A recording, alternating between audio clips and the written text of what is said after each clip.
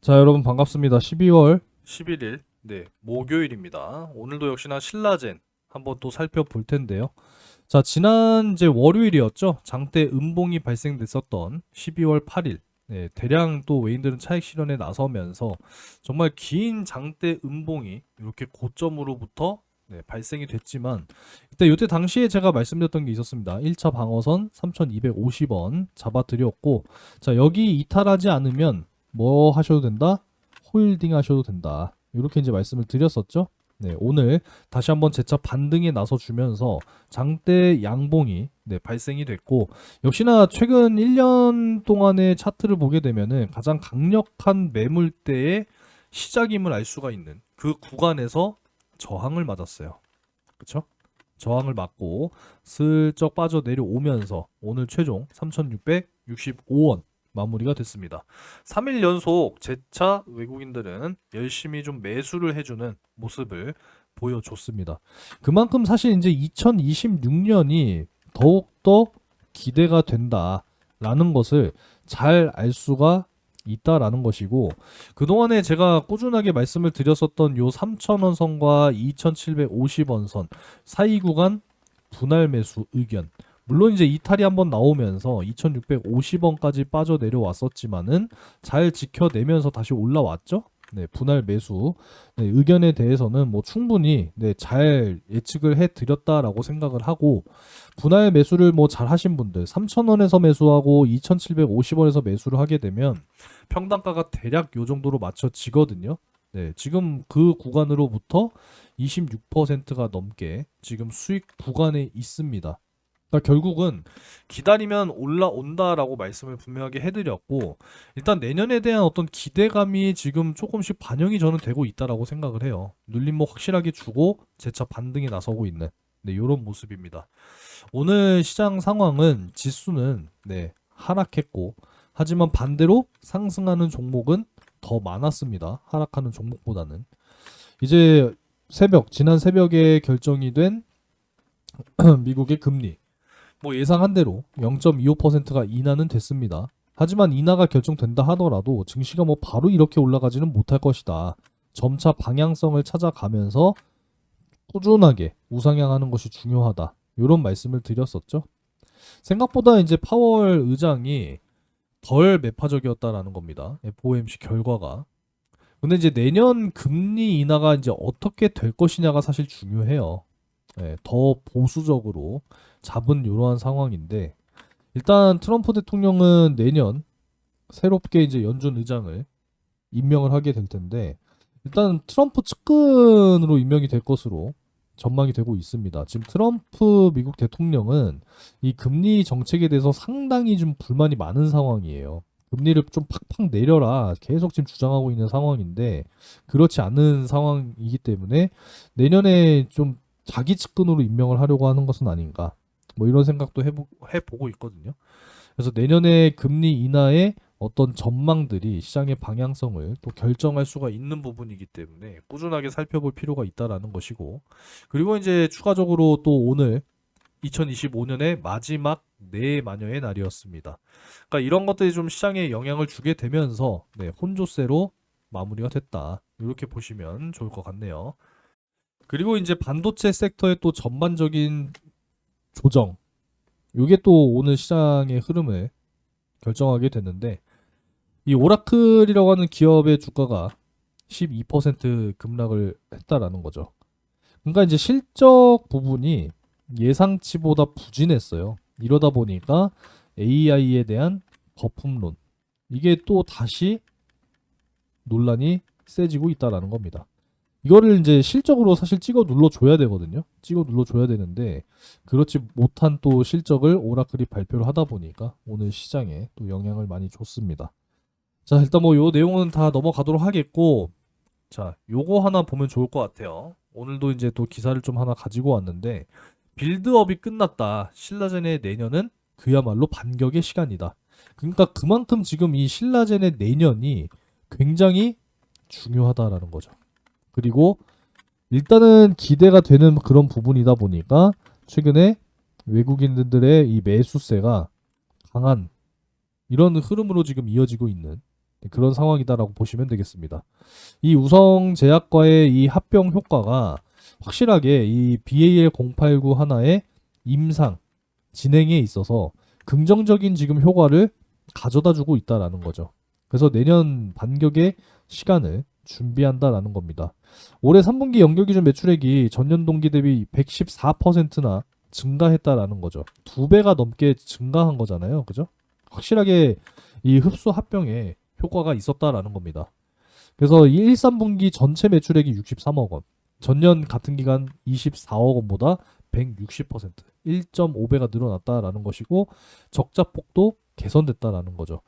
합병을 했는데 효과가 미미했다면 의미가 없겠지만 지금 확실하게 의미가 있는 그런 효과를 가져다 주고 있는 거 아니겠습니까? 그죠? 이런 부분들. 그러니까 앞으로 이 실적 부분에 대해서는 더욱더 좋아지게 될 것이다. 지금 이런 의견들이 주가에 반영이 되고 있다. 저는 이제 이렇게 보고 있는 것이고, 이제 BA의 089 하나, 뭐 역시나 너무나 중요하지 않겠습니까? 그쵸? 이중 저해제라고 말씀드렸죠? TTK와 PLK1. 뭐 이 부분에 대해서도 자세하게 또 설명드렸었던 지난 영상 뭐 찾기가 아마 어려우실 겁니다. 상당히 조금 몇 달 됐기 때문에. 자, 그래서 이제 앞으로 이 면역 항암제, 그러니까 단독요법 여기에서도 효능이 있으면은 뭐 아주 좋은 것이고, 그리고 면역 항암제와 화학 항암제와 병용요법 여기에서도 효능이 있다라고 한다면 여기에 대한 이제 진짜 이 기술에 대한 어떤 협력, 그리고 기술 이전, 기술 수출 뭐 이런 부분들까지도 충분하게 기대를 해 볼 수 있다라는 거예요. 여기에 이제 세계 첫 오가노이드 임상으로 진행이 된다는 점. 우리나라 이제 이 오가노이드 업계에 어떤 새로운 또 표준이 되어줄 수 있는 그런 기업으로 성장할 수 있지 않을까. 다시 한번 우리가 또 기대를 해 볼 수가 있다라는 겁니다. 그래서 여기에도 내용이 나와 있지만은 이 실적 개선의 배경에는 이 우성제약 합병 효과가 결정적으로 작용했다라는 거예요. 그렇죠? 그래서 앞으로는 이제 내년에는 이 우성제약의 실적이 온전히 편입되면서 매출 구조 변화가 더욱 뚜렷해질 전망이다라고 하고 있습니다. 100억 원까지도 지금 이 우성제약의 매출이 창사 이래 처음으로 기대가 되고 있는 이런 상황이기 때문에 이러한 이제 매출을 그대로 온전히 편입을 하게 된다면 뭐 신라젠의 실적 자체가 더욱더 좋아질 수 있겠다라고 우리가 예상을 또 해볼 수가 있겠죠. 실적이 점점 좋아지면 주가도 거기에 맞게끔 올라가야 되는 게 맞아요. 그렇죠? 그리고 이제 연구개발 부분 역시도 긍정적인 흐름이 지속적으로 이어지고 있다라고 하는 이런 전망들. 그러니까 뭐 이 내용 자체를 그동안에 꾸준하게 말씀을 드렸고 강조를 많이 해드렸었기 때문에 정말 내년에 이 BAL089 하나와 지금 현재 진행되고 있는 이 티슬렐리 주맙과의 병용 임상 일상에 대한 이제 결과가 과연 이제 내년에 긍정적으로 나와주게 될 것인지, 긍정적으로만 나와줄 수 있다라고 한다면 한 차례 또 이렇게 올라갈 것이고, 이상으로 또 이제 안정적으로 넘어갈 수 있는 발판이 되어줄 수 있을 거라고 생각합니다.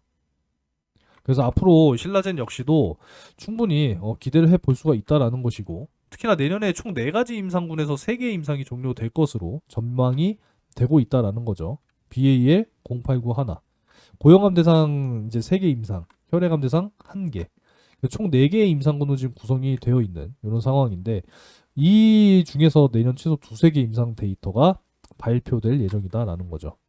그래서 이 여러 글로벌 빅파마들이 이미 임상 계획을 전달받고 내년에 나올 임상 1상 결과를 기다리고 있기 때문에 대규모 기술 이전, 라이센스 아웃이라고 하죠. 기대를 하고 있다라고 이렇게 직접적으로 또 이야기가 다 나오고 있잖아요. 그렇죠?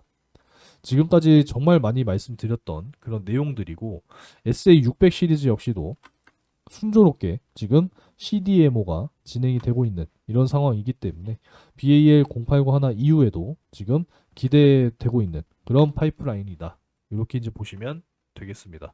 결국 이제 결과값이 중요한 부분이기 때문에 이 결과값에 대한 기대를 또 해가면서 주가가 지속적으로 우상향을 보여준다라고 하면은 결과값이 좋겠구나, 이런 예상을 또 해보고, 그때 가서 또 결과값이 긍정적으로 나왔다 그러면 한 차례 또 폭등했다가 차익 실현 매물, 재료 소멸과 함께 또 이렇게 내려오게 될 겁니다.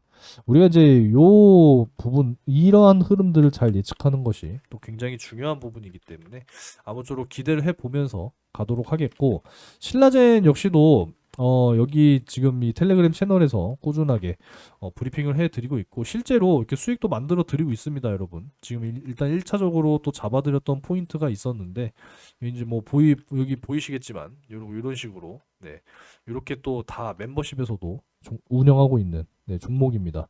투명하게 또 다 운영을 하면서 여러분들께 전략, 뭐 이런 것들도 다 공유를 해드리고 있고, 또 수익 날 수 있는 종목들 꾸준하게 공유를 해드리고 있으니까요.